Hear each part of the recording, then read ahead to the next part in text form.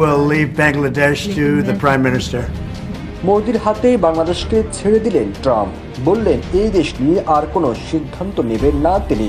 আজকে সংবাদ সম্মেলনের মূল বিষয়বস্তুটা হচ্ছে যে আমরা একটা petition Nobel peace prize award কমিটিতে পাঠাবো, ওনার ডক্টর মোহাম্মদ ইউনূস যাতে ওনার নোবেল প্রাইজ অ্যাওয়ার্ড যেটা পেয়েছেন ওটাতে রিভোক করে দেওয়া হয়। ডোনাল্ড ট্রাম্পের সাথে মোদির সাক্ষাতের পরেই কপাল খুলে গেল আওয়ামী লীগের। তবে কি বাতিল হচ্ছে ডক্টর ইউনূসের নোবেল প্রাইজ? এটা কি আদৌ সম্ভব? মানে এই অন্তর্বর্তীকালে সরকার ডক্টর ইউনূসের যে নোবেল বাতিলের যে আপনার আওয়ামী লীগ জানাইলো, এটা কি আদৌ সম্ভব? ক্ষমতার পালাবদলে যুক্তরাষ্ট্রের কোনো ভূমিকা নেই দাবি করে মার্কিন প্রেসিডেন্ট ডোনাল্ড ট্রাম্প বলেছেন বিষয়টি তিনি ভারতের প্রধানমন্ত্রী নরেন্দ্র মোদীর ওপরেই ছেড়ে দিয়েছেন। কয়েক ঘন্টা আগেই একটা ঘটনা ঘটেছে, ট্রাম্পের সাথে মোদির বৈঠক হয়েছে। সেই বৈঠকের পরে দুজন যখন সাংবাদিকদের সাথে কথা বলছিলেন, তখন এক ভারতীয় সাংবাদিকের প্রশ্নের জবাবে জনাব ট্রাম্প যা বলেছেন সেটা রীতিমতো হাস্যরসের। শুল্ক বসায় তাদের উপর একই হারে শুল্ক বসানো হবে।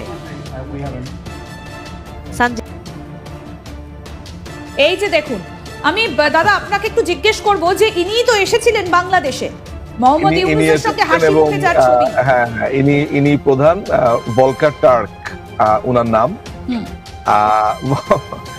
এই দেখুন, আমরা এগুলো নিয়ে প্রচুর আলাপ করছি।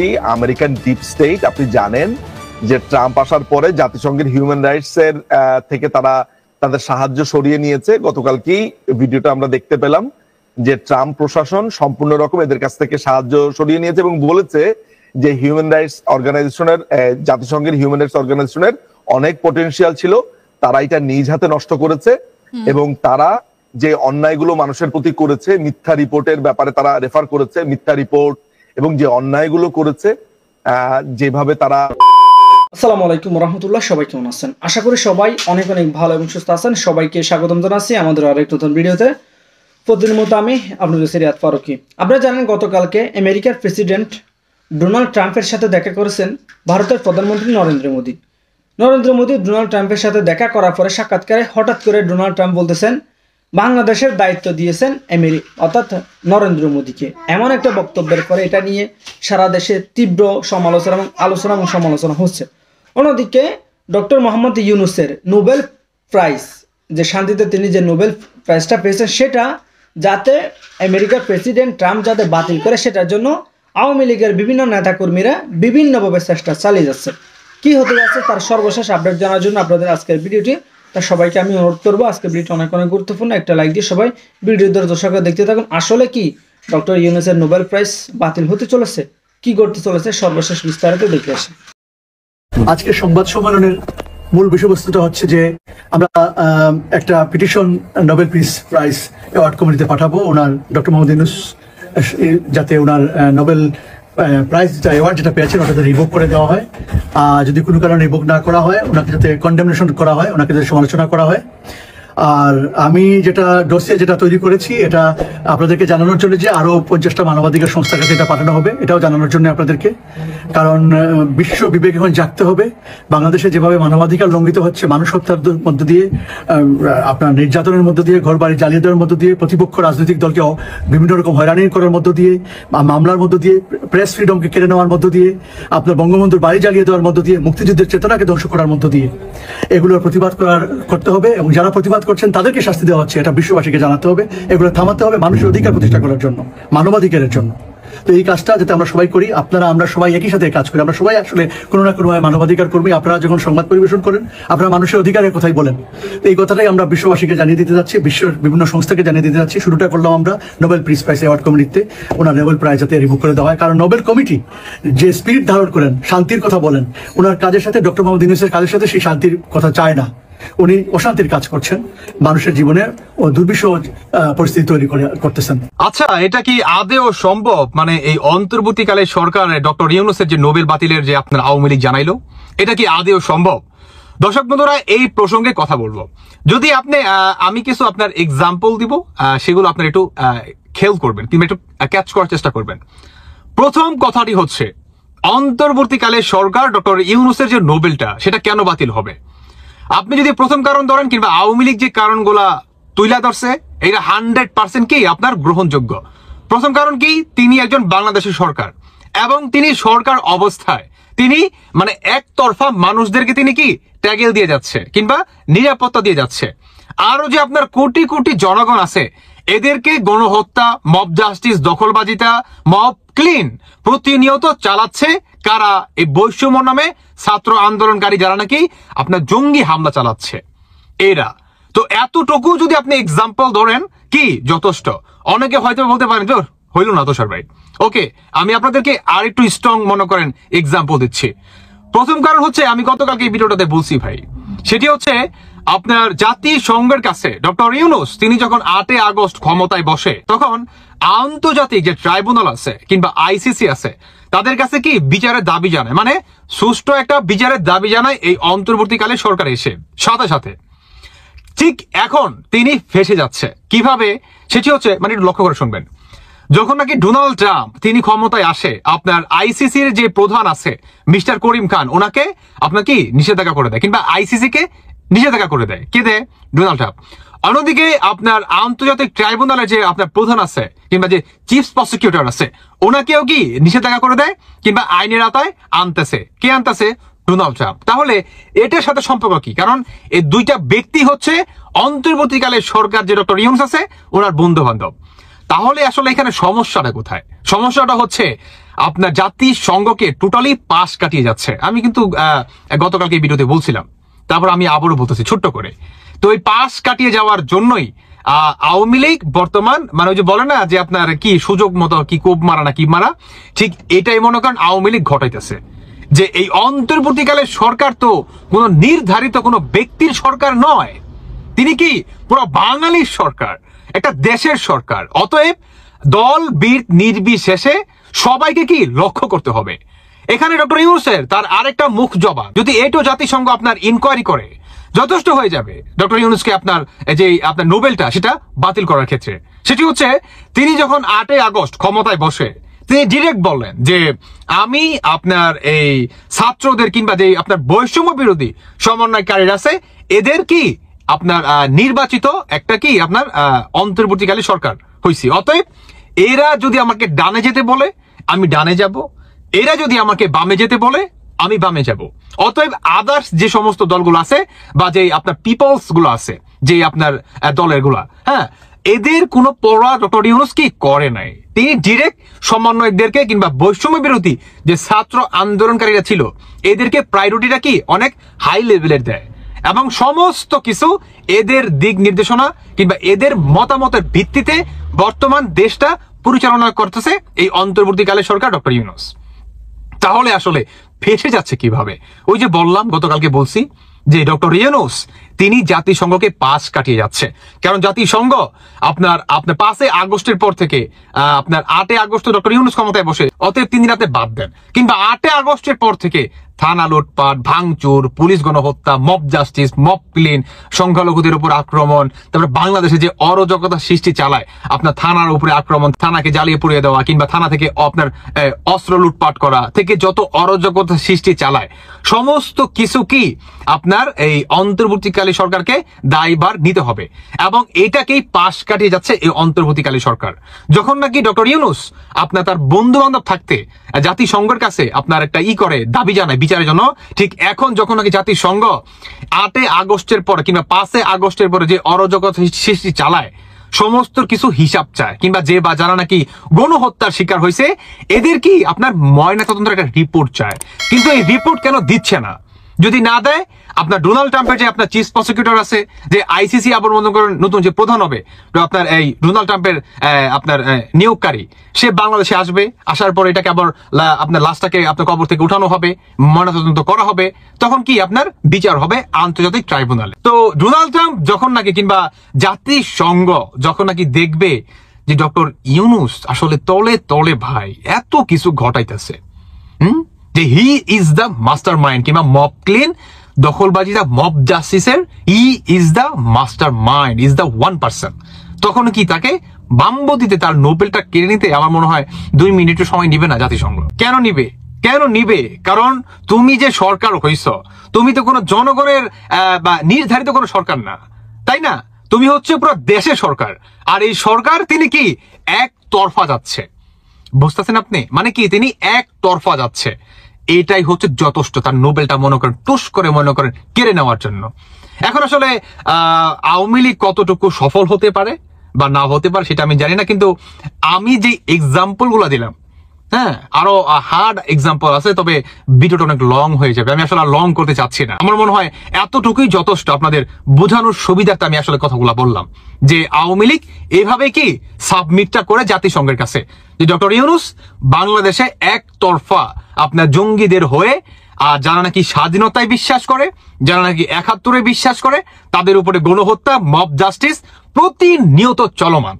যদি এটাকে আবার পুনরায় ইনকোয়ারি করা হয়, ধানমন্ডি ভাষা আন্দোলন কিংবা আপনার ধানমন্ডির যে ৩২ নাম্বার আছে বা আদার্স যে সমস্ত অরাজকতার সৃষ্টি চালাইছে, ভাই যথেষ্ট, এনাফ, আমার মনে হয় এনাফ, আর কোনো ইনকোয়ারি করতে হবে না।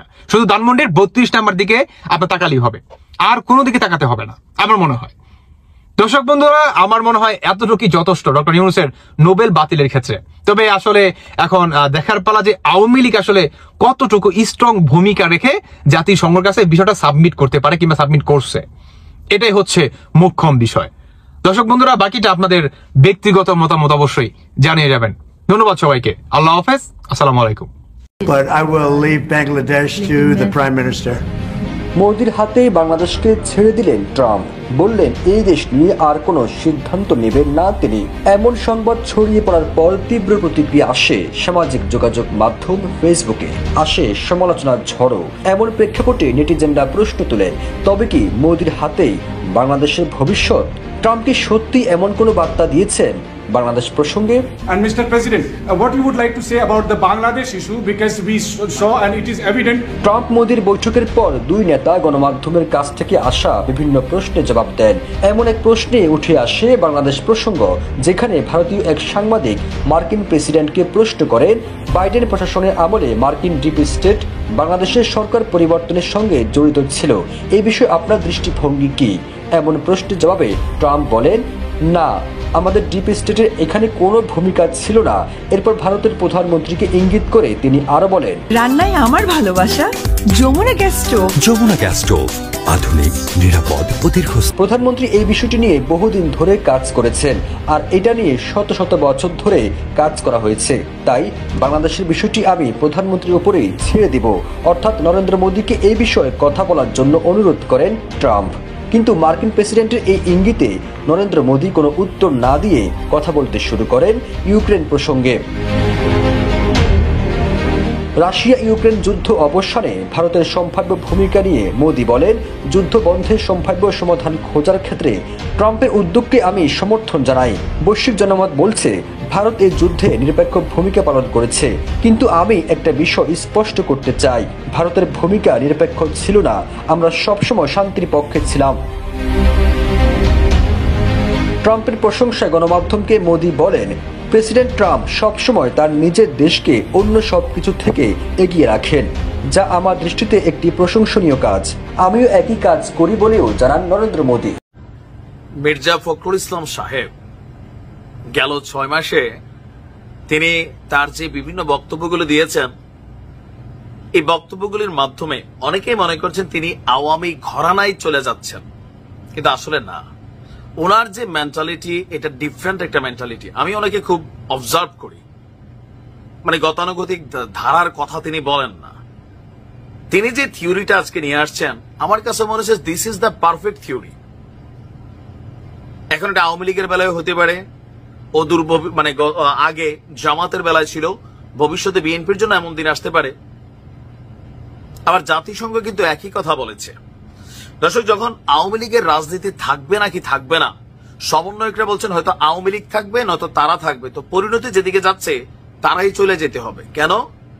জাতিসংঘ বলছে রাজনৈতিক দলকে নিষিদ্ধ করা যাবে না, গণতন্ত্রের পথে বাধা। এবার বাকি আসছে বিএনপির পক্ষ থেকে মির্জা ফখরুল ইসলামের বক্তব্য ওয়াইডলি, এবং দিস ইজ লজিক্যাল। ধরেন মার্কেটে একটা পণ্য খারাপ, এটার কোয়ালিটি নষ্ট হয়ে গেছে, এখন এই পণ্যটা কি ব্যান করা উচিত নাকি জনগণ এটারে ব্যবহার করা বন্ধ করে দেওয়া উচিত?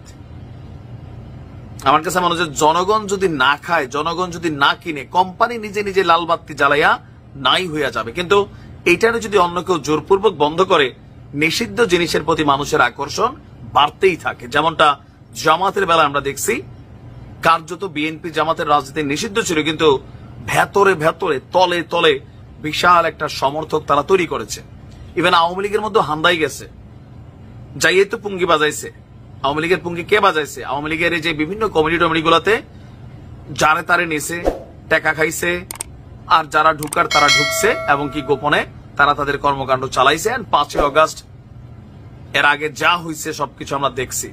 এখন আওয়ামী লীগের নিষিদ্ধ নিয়ে মির্জা ফখরুল ইসলাম আলমগীরের এই বক্তব্যটা হচ্ছে, গণতান্ত্রিক নীতি অনুযায়ী আওয়ামী লীগকে নিষিদ্ধ বা আসন্ন নির্বাচনে একেবারে নিষিদ্ধ করা হবে কিনা সেই সিদ্ধান্ত নেওয়ার মালিক হচ্ছে দেশের জনগণ। খুবই সুন্দর বক্তব্য। মোটা দাগে তার বক্তব্য হচ্ছে, আমি আগেও বলছি জনগণ সিদ্ধান্ত নিবে। আমি বারবার বলেছি বিএনপি উদার গণতান্ত্রিক দল, আমরা গণতন্ত্রে বিশ্বাস করি, গণতন্ত্রের নীতি অনুশীলনেও বিশ্বাস করি এবং সেগুলো মেনে চলি। অতীতেও আমরা তাই করেছি। তো কার কাছে এই কথাগুলো বলছেন তিনি? আপনার বিএনপি চেয়ারপারসনের গুলশানের রাজনৈতিক কার্যালয়ে ব্রিফিং কালে তিনি এই বক্তব্য দিয়েছেন। এখন তার বক্তব্য হচ্ছে, তার দল বিশ্বাস করে কোন দলকে নিষিদ্ধ করা হবে, কে কাজ করতে পারবে বা কে কাজ করতে পারবে না, এটা আসলে স্পেসিফিকলি আইন করে এটা ঠিক করার দায়িত্ব তাদের না, জনগণের সিদ্ধান্ত নেবে। জনগণ নির্ধারণ করবে কোন দল দেশে থাকবে, মাঠে থাকবে, কোন দল থাকবে না, কোন দল নির্বাচনে অংশ নেবে আর কোনটা নির্বাচন করবে না। আওয়ামী লীগকে নিষিদ্ধ করাকে বিএনপি সমর্থন করে কিনা তিনি বলছেন, আমি আগে বলেছি জনগণ সিদ্ধান্ত নেবে, আমরা পক্ষে না বিপক্ষে সেইটা বড় নয়, জনগণের বিষয়টা হচ্ছে এখানে জরুরি। আমি মনে করি আওয়ামী লীগ জামাতের নিষিদ্ধ করছিল না, কাজে দিছে। জনগণের ফ্রিডম অফ চয়েস দিতে হবে। যদি এই দেশের জনগণ মনে করে আওয়ামী লীগ ভালো, তাহলে সুষ্ঠু নির্বাচন হলে তারা ভোট দিবে আওয়ামী লীগরে। আওয়ামী লীগ যা করছে এরপর যদি জনগণ মনে করে না ভাই আগেই ভালো ছিলাম, তাহলে তো আপনি আইন করে আওয়ামী লীগরে আটকাইতে পারবেন না, এটা উল্টা পথে হাঁটবে। জনগণের মতামতকে আপনি বাধাগ্রস্ত করছেন, যেটা গণতন্ত্র না। আওয়ামী লীগ এটাই করছিল, আমি ডামি নির্বাচন, রাতের ভোট, অনেক কিছু করছে না। তো কইরা কি জনমত নষ্ট করতে পারছে? পারে নাই। যেটা করছে মানুষের উপর চাপ দিছে, ভয় দেখাইছে, জোর করছে, এজ এ রেজাল্ট 5ই আগস্ট। তো মির্জা ফখরুল ইসলামের আলমগীরের যে বক্তব্যগুলো, যথেষ্ট জ্ঞানী মানুষ, যে কোনো একটা দল এদেশে থাকবে না কি থাকবে না এটা ডিপেন্ড করে আসলে জনগণের উপর।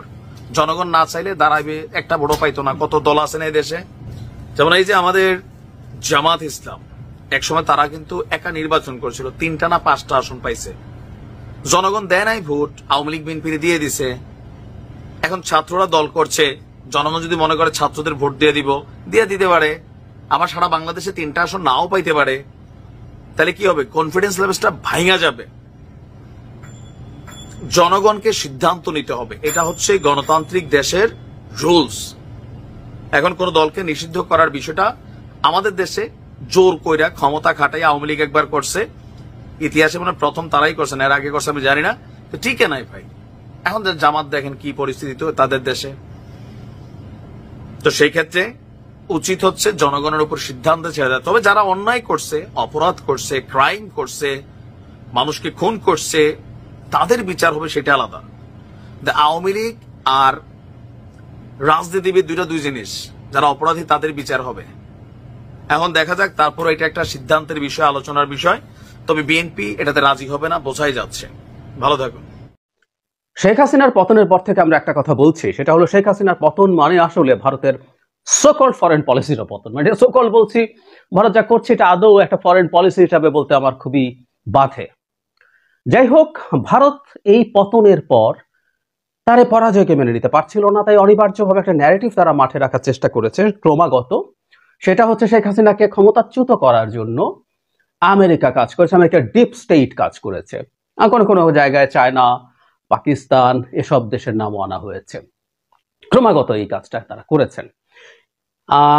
কয়েক ঘন্টা আগেই একটা ঘটনা ঘটেছে, ট্রাম্পের সাথে মোদির বৈঠক হয়েছে। সেই বৈঠকের পরে দুজন যখন সাংবাদিকদের সাথে কথা বলছিলেন, তখন এক ভারতীয় সাংবাদিকের প্রশ্নের জবাবে জনাব ট্রাম্প যা বলেছেন সেটা রীতিমতো হাস্যরসের সৃষ্টি করেছে এবং মোদির জন্য এটা একটা ডিজাস্টার, আমরা এভাবেই বলতে পারি।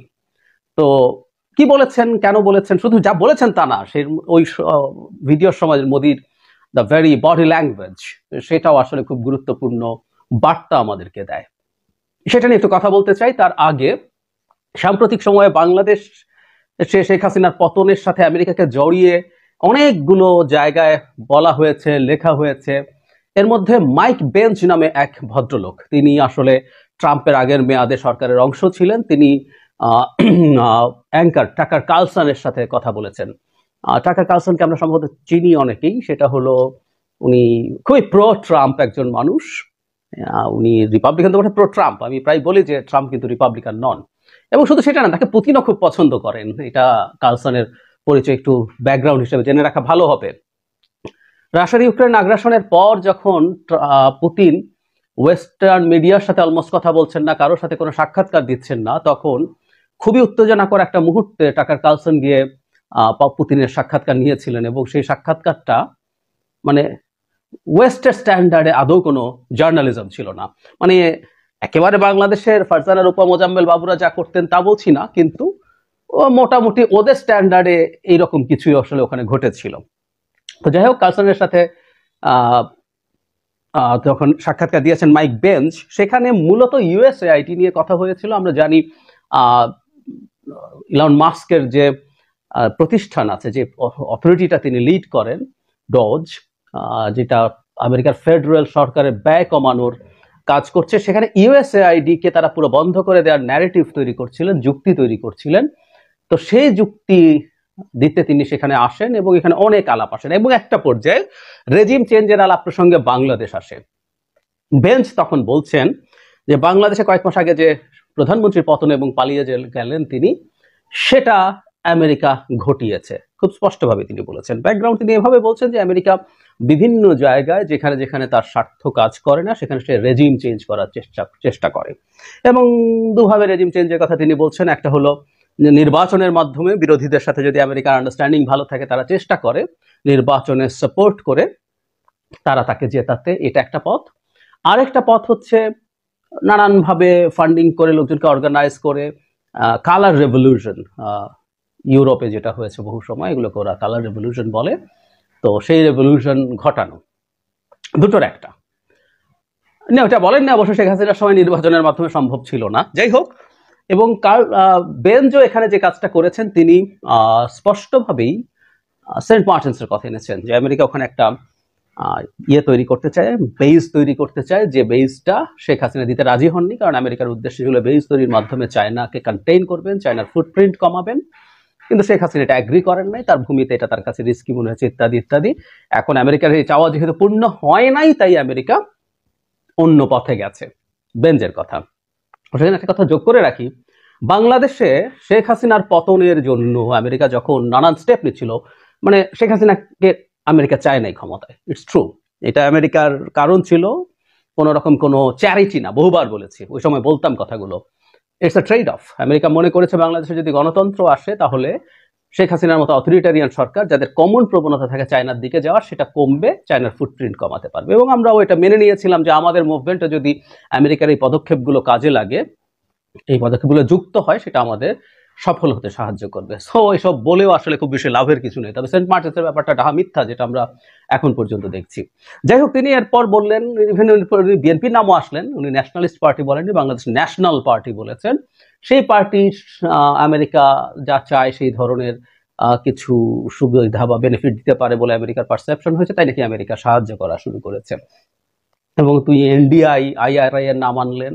একটা জানি আমরা, এনডিআই ডেমোক্রেটিক পার্টির সাথে, আইআরআই হলো রিপাবলিকানদের সাথে লাইন্ড আছে, তারা বাংলাদেশে নানান পদক্ষেপ নিতে শুরু করেছে। আইআরআই এর কথা স্পেসিফিকলি বলছেন, ঘটনাচক্র সেটা রিপাবলিকানদের, তারা টার্গেট করে বিভিন্ন লোকজনকে ফান্ড করেছে বিভিন্ন কিছু করার জন্য। এসব ইনফ্যাক্ট মোটা দাগিয়ে এনেছেন। যাই হোক, এটাকে আমরা আসলে পাত্তা দিতে চাই না, কারণ হলো মার্কিন মিডিয়া, বিশেষ করে টাকার কার্লসনরা ক্রেডিবিলিটি হারিয়েছেন অনেক আগে, এবং যেহেতু ইউএসএআইডি পুরো বন্ধ করে দিচ্ছে, ট্রাম্পের অধীনে, বিশেষ করে এখন এলন মাস্ক এটা চেয়েছেন এবং ট্রাম্প এটাকে অ্যাগ্রি করেন। তো এটার জন্য যুক্তি তৈরি করতে হবে এবং এই আলাপ মার্কিনীদের সামনে আনার চেষ্টা করা হচ্ছে যে আমরা কেন আমাদের টাকা খরচ করে এগুলো করবো, এগুলো অহেতুক। আরেকদিন আলোচনা করব আমরা নিশ্চয়ই যে আমেরিকার আসলে তার যে পরাশক্তির যে ইমেজ সেটা শেষ করার মিশনে আসলে নেমেছেন ট্রাম্প মাস্ক এরা। যাই হোক, সেটা অন্য আলোচনা। এবং এদের এই ন্যারেটিভ আসলে কেউ আর বিশ্বাস করে না। আবার একই সাথে আমরা এটাও যোগ করবো আমেরিকা এই ধরনের কাজ অনেক জায়গায় করে নাই, তাও না। সো এই প্রেক্ষাপটেই খুব আলোচনায় আসলো সাম্প্রতিক সময় বাংলাদেশে আমেরিকার প্রভাব। এর আগে আরো আমেরিকান দু একটা খুব বিখ্যাত না হলো মোটামুটি অ্যাকসেপ্টেবল পোর্টালও ইউএসএআইডির ফান্ড ব্যবহার করে বাংলাদেশে শেখ হাসিনার বিরুদ্ধে মুভমেন্টে রোল প্লে করার চেষ্টা, এগুলোর কথা এসছিল। এবার আসি জনাব ট্রাম্পের সাথে মোদির যে ইন্টারভিউ, ওখানে এক সাংবাদিক, ভারতীয় এক সাংবাদিক ডোনাল্ড ট্রাম্পের উদ্দেশ্যে বাংলাদেশকে নিয়ে প্রশ্ন করছেন। তিনি বলছেন, আপনি বাংলাদেশ ইস্যুতে কি বলবেন? আমরা দেখেছি এবং এটা স্পষ্ট যে সাবেক প্রেসিডেন্ট জো বাইডেনের সময় মার্কিন ডিপ স্টেট বাংলাদেশের ক্ষমতা পরিবর্তনের সঙ্গে যুক্ত ছিল। এছাড়া মোহাম্মদ ইউনুস ও জুনিয়র সরোসের সঙ্গে সাক্ষাৎ করেছেন। সুতরাং বাংলাদেশ সম্পর্কে আপনার দৃষ্টিভঙ্গি কি? মানে সরোসের আশা নিয়ে, সরোসের ছেলে আশা নিয়ে তুলকালাম ঘটিয়ে ফেলছে, কারণ সরোস ভারতের সরকারকে ডিস্টেবিলাইজ করার চেষ্টা করছে বলে বলছে। ইনফ্যাক্ট সরোসের ওপেন সোসাইটি নিয়ে কিছু বিতর্ক আছে, কিন্তু তারা যে ধরনের কাজ করে সেটা অ্যাটলিস্ট মোদী সরকারের জন্য প্রবলেম্যাটিক হবে, তাই তারা সেটা নিয়ে শোরগোল করেছে। যাই হোক, জবাবে ট্রাম্প বলেন, এতে আমাদের ডিপ স্টেটের কোনো ভূমিকা ছিল না। এটি এমন একটি বিষয় যা নিয়ে প্রধানমন্ত্রী মোদী দীর্ঘদিন ধরে কাজ করে আসছেন। শত শত বছর তারা কাজ করছেন। সত্যি বলতে এই বিষয়ে পড়েছি, তবে বাংলাদেশ ইস্যুটি আমি মোদী মানে প্রধানমন্ত্রীর উপরে ছেড়ে দেব। একদম স্পষ্টভাবে উনি না করেছেন, তারা এটা করেন না। মোদী পড়েন এবং শত শত বছর ধরে করে আসছেন এবং ট্রাম্প পড়ছেন এটা, এবং এই ইস্যুটা মোদীর উপরে ছেড়ে দেব। মানে কেউ কেউ এটাকে মিস ইন্টারপ্রিট করে বলার চেষ্টা করছেন বাংলাদেশ ইস্যু এখন মোদীকে ছেড়ে দিল, মোদী এবার যা ইচ্ছা তা করবে। নো, মানে এই ব্যাপারে কথা বলার জন্য উনি মোদীর হাতে ছেড়ে দিয়েছেন। সারপ্রাইজিং হচ্ছে, মোদীকে যখন ছেড়ে দেয়া হলো, লিস্ট একটা ভদ্রতা, অবশ্য ভদ্রতা ওনার কি বা করা ছিল, উনি রাশিয়া ইউক্রেন যুদ্ধ নিয়ে কথা বলা শুরু করলেন। আমরা খেয়াল করবো ট্রাম্প অনেক ক্ষেত্রে বাংলাদেশি পলিটিশিয়ানদের মতো একটা মোক্ষম সুযোগ এসেছিল বাইডেনকে ডোবানোর জন্য। উনি যেখানেই সুযোগ পান উনি এটা বাইডেনকে ডোবান এবং আমাদের দেশে পলিটিশিয়ানদের মতো টাফ ভাবে আক্রমণ করেন, যেটা আমেরিকার স্ট্যান্ডার্ডের সাথে যায় না, কিন্তু উনি এটা করেন। সো এইরকম একটা সুযোগ আসার পরেও উনি বাইডেনের ব্যাপারে এসব বললেন না। উনি বলতেই পারতেন, হ্যাঁ এগুলো করেছে এবং আমাদের এই সব আমরা চাই না। ইনফ্যাক্ট উনি এটা নির্বাচনী ক্যাম্পেইনের সময় বহুবার বলেছেন যে যারা পৃথিবীর পুলিশিং এর দায়িত্ব পালন করা তার কাজ না, ডেমোক্রেসি এক্সপোর্ট করার দায়িত্ব তার কাজ না, সে তার আমেরিকাকে নিয়েই কাজ করতে চায়। সুতরাং একটা মোক্ষম সুযোগ ছিল, সেই সুযোগটা উনি নিতে পারতেন, কিন্তু এটা নেন নাই। তার মানে হচ্ছে সুযোগ নেওয়ার স্কোপ থাকলে নিতেন। এটা একেবারেই বাজে অভিযোগ, এতে খুব ক্লিয়ারলি এটা প্রমাণিত হয়। যে কথাটা বলছিলাম এটা একটু আমাদের মন দিয়ে যদি আমরা খেয়াল করি তাহলে দেখব, সেটা হচ্ছে মোদির বডি ল্যাঙ্গুয়েজ। উনি এত ডিজাস্টারাস ভঙ্গিতে বসেছিলেন যখন এই প্রশ্ন করা হয়, এন্টায়ার টাইমটা উনি কতটা ফ্রাস্ট্রেটেড, কতটা প্রবলেমের মধ্যে আছেন। ওনার ফেসিয়াল এক্সপ্রেশন দেখলে, এটা বডি ল্যাঙ্গুয়েজ দেখলে এটা খুব ক্লিয়ার হয়ে যায়। আমরা তার পুরো ইন্টারভিউটা মানে প্রেস কনফারেন্সে কথাবার্তা বলাটাকে যদি ধরি তাহলে এটা বলতেই হবে, মানে ট্রাম্পের সাথে বন্ধু বলে উনি যা যা অর্জন করতে চেয়েছিলেন তা আসলে অর্জিত হয় নাই।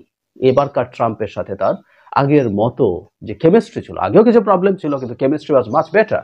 এবারকার কেমিস্ট্রি আর ওই রকম অতটা অন্তত এখন পর্যন্ত কাজ করছে না বলে মনে হয়। তবে বাংলাদেশ প্রশ্নে তার আরো কিছু ইস্যু আমাদের মাথায় রাখতে হবে। তার এই সফর বাংলাদেশ প্রশ্নে কি ধরনের পরিস্থিতি তৈরি করতে পারে সেটা নিয়ে খুব দ্রুতই আলোচনা করব। তার আগে মোদির এই নাস্তা নাবুদ হওয়া, এটাকে আমরা এনজয় করতে চাই। বাংলাদেশে ক্ষমতার পালাবদলে যুক্তরাষ্ট্রের কোনো ভূমিকা নেই দাবি করে মার্কিন প্রেসিডেন্ট ডোনাল্ড ট্রাম্প বলেছেন বিষয়টি তিনি ভারতের প্রধানমন্ত্রী নরেন্দ্র মোদীর ওপরেই ছেড়ে দিয়েছেন। স্থানীয় সময় বৃহস্পতিবার হোয়াইট হাউসে ভারতের প্রধানমন্ত্রীর সঙ্গে বৈঠক শেষে সাংবাদিকদের একথা বলেন তিনি। স্থানীয় সময় বৃহস্পতিবার বিকেলে হোয়াইট হাউসে পৌঁছান ভারতের প্রধানমন্ত্রী নরেন্দ্র মোদী। সেখানে তাকে অভ্যর্থনা জানান যুক্তরাষ্ট্রের প্রেসিডেন্ট ডোনাল্ড ট্রাম্প। এ সময় তারা আলিঙ্গন করেন ও হাত মেলান। দ্বিপাক্ষিক বৈঠক শেষে দুই নেতা ওভাল অফিসে গণমাধ্যমের মুখোমুখি হন। সংবাদ সম্মেলনে উঠে আসে বাংলাদেশ প্রসঙ্গ। বাংলাদেশের সাম্প্রতিক পরিবর্তনের পেছনে যুক্তরাষ্ট্রের কথিত ডিপ স্টেট বা গোপন প্রভাব থাকার বিষয়ে প্রশ্ন করেন এক সাংবাদিক। জবাবে ট্রাম্প বলেন, তিনি শুনেছেন যে বাংলাদেশের সাবেক প্রধানমন্ত্রী দীর্ঘদিন ক্ষমতায় ছিলেন, সম্ভবত 100 বছর ক্ষমতায় থাকতে চেয়েছিলেন। তবে সেখানকার ঘটনাক্রমের সঙ্গে যুক্তরাষ্ট্রের সংশ্লিষ্টতা নেই। বাংলাদেশের বিষয়টি তিনি ভারতের প্রধানমন্ত্রী মোদির উপরই ছেড়ে দিচ্ছেন। অ্যান্টিব্যাকটেরিয়াল অ্যাডিটিভ যুক্ত সেরা ওয়াটার ট্যাঙ্ক বিশুদ্ধ পানিতে ব্যাকটেরিয়া জন্মাতে দেয় না। Well, there was no role for our deep state. It was, this is something that the Prime Minister has been working on for a long time and has been worked on for hundreds of years, frankly. I've been reading about it. But I will leave Bangladesh to the Prime Minister. তবে বিষয়টি আর ব্যাখ্যা করেননি president Trump. পরে ভারতের পররাষ্ট্র সচিব বিক্রম মিশ্রা সংবাদ সম্মেলনে জানান, দুই নেতার বৈঠকে বাংলাদেশ প্রসঙ্গটি গুরুত্বের সঙ্গে আলোচিত হয়েছে। প্রধানমন্ত্রী মোদী বাংলাদেশ নিয়ে তার ভাবনা, বিশেষত উদ্বেগ ট্রাম্পকে জানিয়েছেন। ভারত আশা করে যে বাংলাদেশের পরিস্থিতি ইতিবাচকভাবে অগ্রসর হবে। The situation in Bangladesh will also move forward in a direction where we can pursue relations in a constructive and stable way with them. সংবাদ সম্মেলনে ট্রাম্প ভারতে অস্ত্র বিক্রি বাড়ানো এবং অত্যাধুনিক F-35 যুদ্ধবিমান সরবরাহের কথা জানান। যুক্তরাষ্ট্র থেকে ভারত আরও তেল গ্যাস আমদানি করবে বলেও বৈঠকে সিদ্ধান্ত হয়। প্রধানমন্ত্রী মোদী জানান, 2030 সালের মধ্যে দ্বিপাক্ষিক বাণিজ্য $500 বিলিয়ন উন্নীত করার লক্ষ্য স্থির করা হয়েছে। রাশিয়া ইউক্রেন যুদ্ধে ভারত শান্তির পক্ষে বলেও জানান তিনি। আমেরিকা কি ভাষা মে কহুঁ, নরেন্দ্র মোদীর সঙ্গে বৈঠকের ঘণ্টাখানেক আগে প্রেসিডেন্ট ট্রাম্প জানান, যেসব দেশ মার্কিন পণ্যের উপর চড়া শুল্ক বসায় তাদের উপর একই হারে শুল্ক বসানো হবে। এই যে দেখুন, আমি দাদা আপনাকে একটু জিজ্ঞেস করব যে ইনিই তো এসেছিলেন বাংলাদেশে, মোহাম্মদ ইউনূসের সঙ্গে হাসি মুখে যার ছবি। হ্যাঁ, ইনি প্রধান ভলকার টার্ক ওনার নাম। এই দেখুন, আমরা এগুলো নিয়ে প্রচুর আলাপ করছি। আমেরিকান ডিপ স্টেট, আপনি জানেন যে ট্রাম্প আসার পরে জাতিসংঘের হিউম্যান রাইটস এর থেকে তারা তাদের সাহায্য সরিয়ে নিয়েছে। গতকালকেই ভিডিওটা আমরা দেখতে পেলাম যে ট্রাম্প প্রশাসন সম্পূর্ণ রকম এদের কাছ থেকে সাহায্য সরিয়ে নিয়েছে এবং বলেছে যে হিউম্যান রাইটস অর্গানাইজেশনের, জাতিসংঘের হিউম্যান রাইটস অর্গানাইজেশনের অনেক পটেনশিয়াল ছিল, তারা এটা নিজ হাতে নষ্ট করেছে এবং তারা যে অন্যায়গুলো মানুষের প্রতি করেছে, মিথ্যা রিপোর্টের ব্যাপারে তারা রেফার করেছে, মিথ্যা রিপোর্ট এবং যে অন্যায়গুলো করেছে, যেভাবে তারা বায়াসনেস আচরণ করেছে, এটা নিয়ে ট্রাম্প গতকালকে তো এক ঘোষণাতেই ওদের থেকে সব ধরনের সাহায্য প্রত্যাহার করে নিয়েছে। দেখুন, আমি দাদা আরেকটা রিপোর্ট দেখাই, আলোচনায় আসবো। আমি আরেকটা রিপোর্ট দেখাই, আমি প্রোডাকশন টিমকে বলবো যে আরেকটা রিপোর্ট একটু কোট করতে, একটু তুলে ধরতে, যে আর কি বলা হয়েছে। দেখুন, নথিভুক্ত মৃত্যুর ঘটনাগুলোতে এমন একটা ছিল যেখানে ধানমন্ডিতে একজন 12 বছর বয়সী বিক্ষোভকারী প্রায় 200টি ধাতব গুলি ছোড়ার কারণে সৃষ্ট অভ্যন্তরীণ রক্তক্ষরণের কারণে মারা যান। এছাড়াও নিহতদের মধ্যে ছিল খুবই অনেকেই ছোট, তাদের পিতামাতারা বিক্ষোভে নিয়ে গিয়েছিলেন, অথচ যারা পথচারী হিসেবে গুলিবিদ্ধ হয়েছিলেন। নারায়ণগঞ্জে এমন একটা ঘটনা ঘটেছে যেখানে কম বয়সী একটা মেয়েকে তার বাড়ির ছাদে দাঁড়িয়ে একটা বিক্ষোভের সহিংস সংঘর্ষ প্রত্যক্ষ করার সময় গুলি করা হয়েছিল। এগুলো কিসের ভিত্তিতে দাদা, আপনি যেটা বলছিলেন? দেখুন, এইখানে আমি কিন্তু আপনাকে একটা জিনিস বলি, সেটা হচ্ছে যে প্রথমতই যে জুলাই এবং অগাস্টে বাংলাদেশে যা ঘটেছে, যেই আক্রমণগুলো হয়েছে, আমি কিন্তু ব্যক্তিগতভাবে বারবার বলেছি যে এগুলোর একটা সুষ্ঠু তদন্ত হওয়া প্রয়োজন এবং মাননীয় প্রধানমন্ত্রী শেখ হাসিনা নিজে জাতিসংঘের ব্যাপারে বলেছে, যেহেতু অনেকেই জাতিসংঘের প্রশ্নটা সেখানে উত্থাপিত করেছিল। আচ্ছা, দেখুন, এই যে আমরা দাবিটা করেছিলাম, আমাদের কাছে চাওয়াটা ছিল কি? আমাদের কাছে চাওয়া ছিল যে জাতিসংঘ যখন তদন্ত করবে, প্রথমেই আমরা জানতে চাইবো যে তারা এভিডেন্স গুলো কি কালেক্ট করেছে, এভিডেন্স গুলো প্রসেসিং এর বিষয়াদি ছিল কি, তারা কাদের সাক্ষাৎকার নিয়েছে, কিভাবে সাক্ষাৎকার নিয়েছে, তারপরে হচ্ছে যে সেইখানে আহত নিহতর সংখ্যা তারা বলেছে 230 জনের মতো যে আহত হয়েছে, নিহতের কথা তারা বলছে 1400 জন, যখন আপনি কাউকে নিশ্চিতভাবে নিহতর কথা বলছেন, তার ডেথ সার্টিফিকেট গুলো আসতে হবে, থাকতে হবে, সময়কালগুলো দেখতে হবে, ওই ঘটনার সাথে তাদের যোগাযোগ আছে কিনা সেটা দেখতে হবে। 3 জন ইনভেস্টিগেটর নিয়ে জাতিসংঘ আদৌ কি তদন্ত করেছে? আমার প্রশ্ন আসছে যে আমরা দেখেছি বাংলা ব্লকেডের সময় 8ই জুলাই 8ই জুলাই যখন তারা বাংলা ব্লকেডের কথা বলেছে, সেই সময় আমরা পরিষ্কারভাবে দেখেছি যে একজন চিকিৎসক তিনি শাহবাগের ওই রাস্তাটা দিয়ে যাচ্ছিলেন, আন্দোলনকারীরা সেই ভদ্রমহিলাকে গতিরোধ করে, জিজ্ঞেস করে যে আপনি কি আমাদের দাবির সাথে আছেন? তখন সেই চিকিৎসক বলছেন যে না, আমি তোমাদের দাবির সাথে নেই। হই হই করে সেই চিকিৎসক ভদ্রমহিলাকে সবাই ঘিরে ধরে যে আপনার এত বড় সাহস, আপনি আমাদের সাথে নেই, আমাদের কজের সাথে থাকতে হবে, এইটা বলে অনেকটা হায়নার মতো তাকে ধরে। তখন এই ভিডিওটা প্রচন্ড ভাবে ভাইরাল হয় সামাজিক যোগাযোগ মাধ্যমে। কেন আমি এই তথ্যটা দিচ্ছি আপনার কাছে? আপনি এই রিপোর্টের 40 নম্বর পাতাতে একটি হেডিং রয়েছে জাতিসংঘের রিপোর্টে, সেটা হচ্ছে obstruction of medical care and denial of necessary medical documentation. মানে বলছে যে মেডিকেল কেয়ার প্রোটেস্টারদের দরকার ছিল, সেই সুবিধা থেকে তাদেরকে বঞ্চিত করা হয়েছে, এবং তারা যেসব কাগজপত্র, মেডিকেল কাগজপত্র প্রাপ্য ছিল সেগুলোও নাকি তৎকালীন সরকার তাদেরকে বঞ্চিত করেছে। কিন্তু এই যে আমি আপনাকে ঘটনাটা বললাম, এই ধরনের অসংখ্য ঘটনার কোনো বর্ণনা নেই।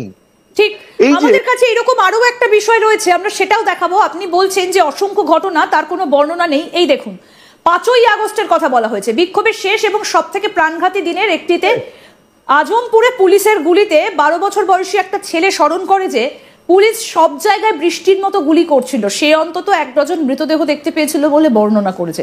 এটা কি করে জানলো? হিউম্যান দেখুন, 12 বছরের একটি ছেলে, সে সাক্ষ্য আইনে আসলে সাক্ষ্য দেওয়ার জন্য যোগ্য না। তাকে আসলে 12 বছরের একটি বাচ্চার সাক্ষ্য হিসেবে গ্রহণ হবে বলে আমি অন্তত পক্ষে মনে করি না। ধরা যাক, কিন্তু সেটা আপনি জানেন, আমরা সবাই জানি, এটা জানে না হিউম্যান রাইটস কমিশন। আগের যে ছবিটা দেখানো হয়েছিল ধানমন্ডিতে একটি বাচ্চার কথা বলা হচ্ছে, ওটাকে আরেকবার একটু দেখানো যাবে? তাহলে আমি আপনাকে কয়েকটা জিনিস দেখিয়ে দিতাম যদি স্ক্রিনে সেটা দেখানো সম্ভব হয়। প্রোডাকশন টিমকে বলবো ধানমন্ডির যেটা বলতে 1 নম্বর যে প্লেটটা ছিল, হ্যাঁ দেখুন, এই যে বিভিন্ন নির্ভরযোগ্য সূত্র থেকে প্রাপ্ত মৃত্যুর তথ্যের ভিত্তিতে প্রতিবেদনে অনুমান করা হয়েছে যে 1 জুলাই 15 আগস্টের মধ্যে 1400 জনের বেশি মানুষকে হত্যা করা হয়ে থাকতে পারে। অনুমান, নির্ভরযোগ্য সূত্র থাকতে পারে, ঠিক আছে। মেয়ে তারপরে ভাবছে, অনুমান করে নেওয়া হচ্ছে যে তারা মনে করছে, এবং নির্ভরযোগ্য সূত্র, এবং হাজার হাজার মানুষ আহত রয়েছেন এবং অধিকাংশই বাংলাদেশের নিরাপত্তা বাহিনী সমূহের দ্বারা গুলিবিদ্ধ রয়েছেন। আচ্ছা, এখন আমি যদি ওদের রিপোর্ট থেকেই কথাটা একটু ধরি, অধিকাংশই বাংলাদেশের নিরাপত্তা বাহিনী সমূহের দ্বারা গুলিবিদ্ধ হয়েছেন। যদি 1400 জনের মধ্যে অধিকাংশের পরিমাণ যদি আমি বলি, তাহলে কেমন হয়? অধিকাংশ মানে আমি যদি বলি 1400 জনের মধ্যে অধিকাংশ, আপনি কোন সংখ্যাটাকে ধরে নেবেন? একটু আমি আপনার কাছে প্রশ্ন করছি, আপনার অনুমানটা। ধরা যাক আমি বললাম যে 100 জনের মধ্যে অধিকাংশই নিঝুমের হাতে মৃত্যুবরণ করেছে। এই নিঝুমের হাতে মৃত্যুবরণ অধিকাংশটা কেমন হতে পারে? আপনাকে যদি জিজ্ঞেস করা হয়, অধিকাংশ বলতে তো আমি বলবো যে 90% বা 80%, কিন্তু সেটা কি সম্ভব এক্স্যাক্টলি না জেনে? আমি আপনার সেই অনুমানটাকে কনসিডার করলাম, আপনি 90%ই আমি ধরে নিলাম। 90 জনকে নিঝুম মজুমদার হত্যা করেছে, তো বাকি 10 জনকে কে হত্যা করেছে সেই আলাপটা কি এই রিপোর্টে আছে? এই অধিকাংশের বাইরে অল্প অংশ, মানে যদি অধিকাংশের পাল্টা বাংলা আমি ধরি, আমি জানি এটা পাল্টা বাংলা কি হতে পারে, অল্প অংশ, সেটা কে করেছে সেই আলোচনাগুলি এসেছে। সুতরাং মানে আমি না, আমার কাছে যে জায়গাটাতে মনে হয় সেটা হচ্ছে যে ডিপ স্টেটের পতনের পর, মানে ট্রাম্প প্রশাসন আসার পরে ডিপ স্টেটের যে পতনটা হয়েছে, ডিপ স্টেটের এইটা লাস্ট কামড় ছিল বাংলাদেশের প্রতি। আমি বলছি, আমার কাছে মনে হয় যে এইটা একটা তাদের লাস্ট অ্যাটাক ছিল। তারা ভেবেছে যে এই রিপোর্টটা আসার পর অনেকেই খুবই নড়েচড়ে বসবে, কিন্তু মজার ব্যাপার হচ্ছে বাংলাদেশের অসংখ্য মানুষ এই পুরো রিপোর্টটা দেখে, মানে আমি নিশ্চিত যে এই 106 রিপোর্ট পুরোটা এখনো শেষ করতে পারেনি, কারণ আমি নিজেই কালকে রাতে ঘুমানোর আগ পর্যন্ত আপনার 38 পাতা পর্যন্ত পড়েছি। আপনারা ইতিমধ্যে সব ভিডিওটা দেখেছেন, ভিডিও দেখে বুঝতে পেরেছেন আজকের ভিডিওটি কতটুকু গুরুত্বপূর্ণ ছিল। আমরা সবসময় চেষ্টা করি দেশের যে চলমান পরিস্থিতি চলতেছে তারই ধারাবাহিকতায় সামাজিক যোগাযোগ মাধ্যমে যে বিষয়গুলো নিয়ে সবচেয়ে আলোচনা এবং সমালোচনা হয় সেগুলো আপনাদের মাঝে তুলে ধরার চেষ্টা করি। এখানে আমাদের ব্যক্তিগত কোনো মতামত নেই। তো দর্শক বুঝতে পেরেছেন আজকের ভিডিও কেমন লেগেছে আপনাদের কাছে অবশ্যই কমেন্ট করে জানাবেন। এতক্ষণ ধৈর্য সহকারে আমাদের চ্যানেলের সাথে থাকার জন্য সবাইকে ধন্যবাদ। দেখা হবে না কোনো ভিডিওতে, ততক্ষণ পর্যন্ত আমাদের চ্যানেলের সাথে থাকুন, দেখতে থাকুন, আর এরকম চাঞ্চল্যকর তথ্য সবার আগে পেতে অবশ্যই